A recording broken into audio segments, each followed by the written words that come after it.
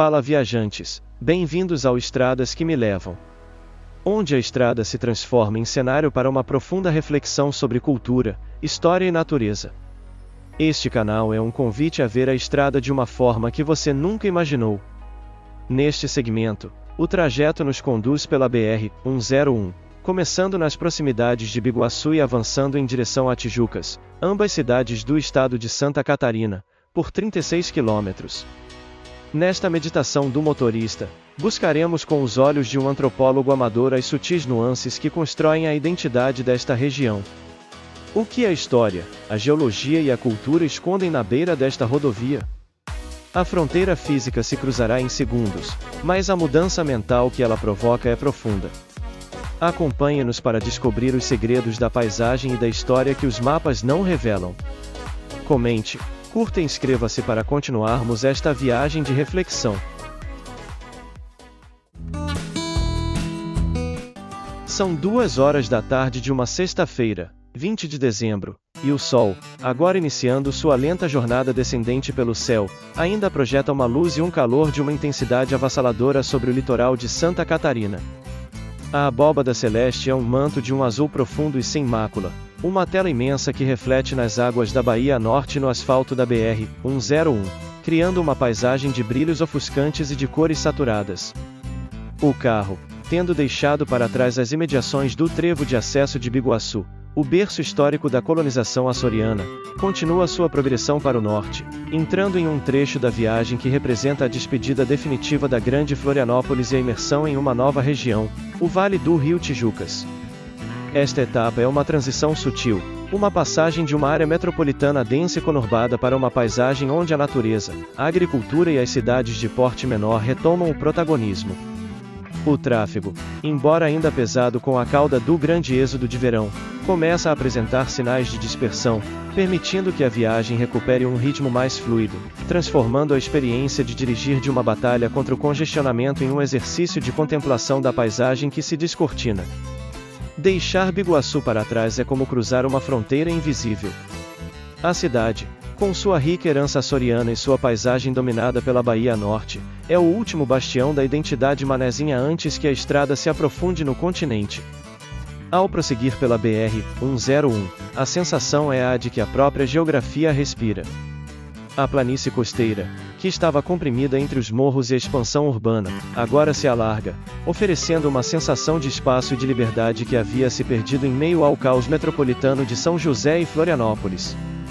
A Bahia Norte, que por tantos quilômetros foi a companheira constante à minha direita, começa a se afastar, sua linha de costa se tornando mais distante, e a paisagem se torna progressivamente mais rural, mais agrária, anunciando a chegada a uma região de outra vocação.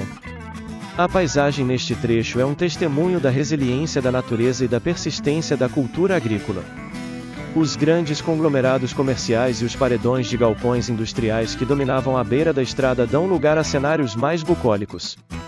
A pecuária ressurge, com gado pastando em campos verdes e bem cuidados. Pequenas propriedades rurais se alinham à rodovia, com suas casas simples, seus pomares e suas hortas. É um vislumbre de um modo de vida mais conectado à terra, que sobrevive na sombra da metrópole. A flora que margeia a estrada também se altera.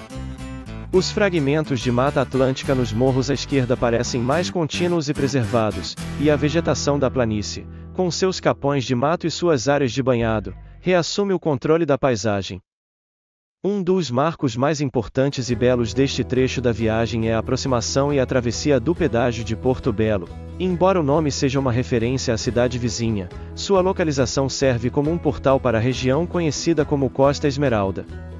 Mas antes de chegar lá, a estrada passa por uma área de grande importância estratégica e cultural, o município de Governador Celso Ramos. A BR-101 não atravessa a cidade, mas as placas que indicam o acesso a ela são um convite a um dos litorais mais recortados e belos de Santa Catarina. Sei que a pequena península de Governador Celso Ramos é um paraíso de praias de águas cristalinas, de enseada protegidas e de vilarejos de pescadores que ainda preservam a arquitetura e os costumes da colonização açoriana. A cidade é famosa por ser um dos principais polos de maricultura do Brasil, com suas fazendas marinhas de ostras e de mariscos que pontilham as águas calmas de suas baías.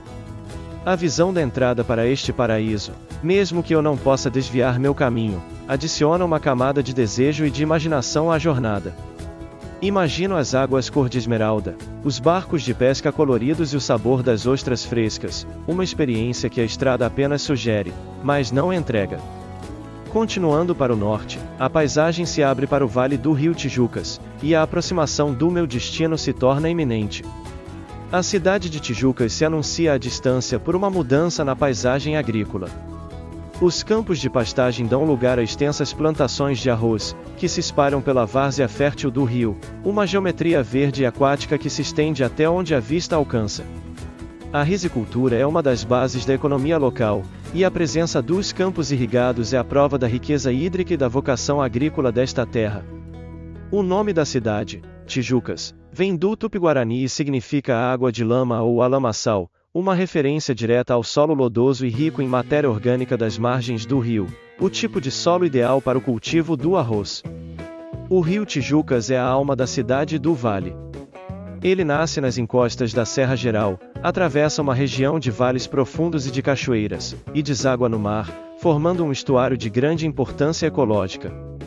Por séculos, o rio foi a principal via de comunicação e de transporte da região, o caminho pelo qual os primeiros colonizadores adentraram o continente por onde a produção agrícola era escoada para o litoral. A colonização de Tijucas é uma história de sobreposições culturais. Os primeiros habitantes foram os índios carijós. Depois vieram os primeiros exploradores e bandeirantes, que subiram o curso do rio em busca de ouro e de mão de obra indígena.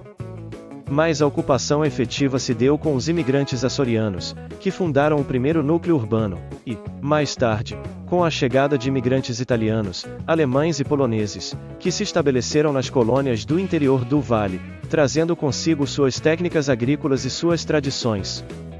Tijucas, portanto, é um ponto de encontro, uma cidade que se formou na confluência do rio e destas diferentes correntes migratórias.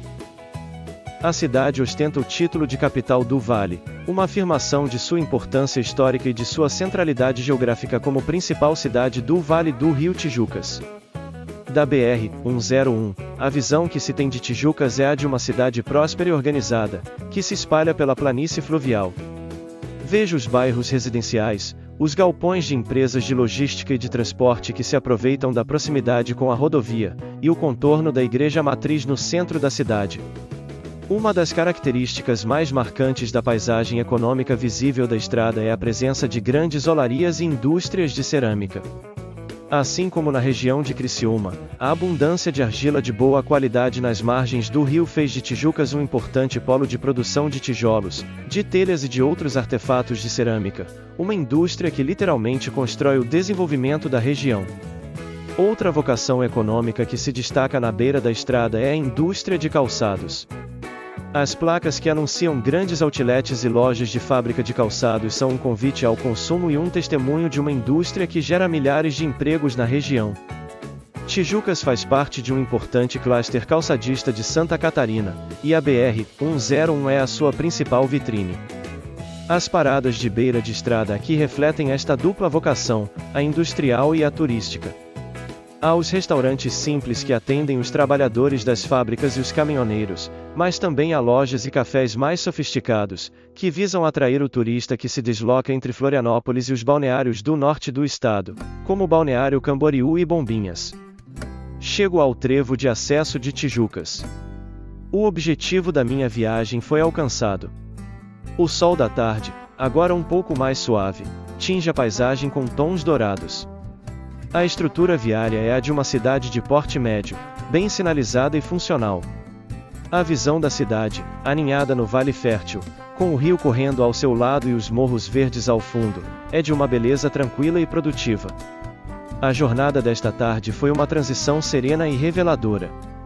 Foi a despedida da agitação da metrópole e a redescoberta de um ritmo mais humano e de uma paisagem onde a agricultura e a indústria convivem em equilíbrio. Foi uma viagem que me levou do berço da colonização açoriana em Biguaçu para o coração de um vale fértil e multicultural. Tijucas se revelou não como um mero ponto de passagem, mas como um lugar de uma identidade forte, uma cidade que soube honrar o seu nome, nascido da lama fértil do rio, e transformar essa riqueza primordial na base de sua prosperidade. O carro agora passa pelo trevo e a mente leva consigo a imagem dos campos de arroz espelhando o céu, o brilho das águas cor de esmeralda de governador Celso Ramos no horizonte, e a certeza de que a verdadeira riqueza de uma terra está na confluência de seu rio, de sua gente e de sua história. Piada sobre o trajeto. O que uma ostra de governador Celso Ramos disse para um tijolo de Tijucas na beira da BR-101? Eu levo anos para fazer uma pérola, e todo mundo me quer. Você é feito de barro em um dia, e só serve para levantar parede. Vê se pode.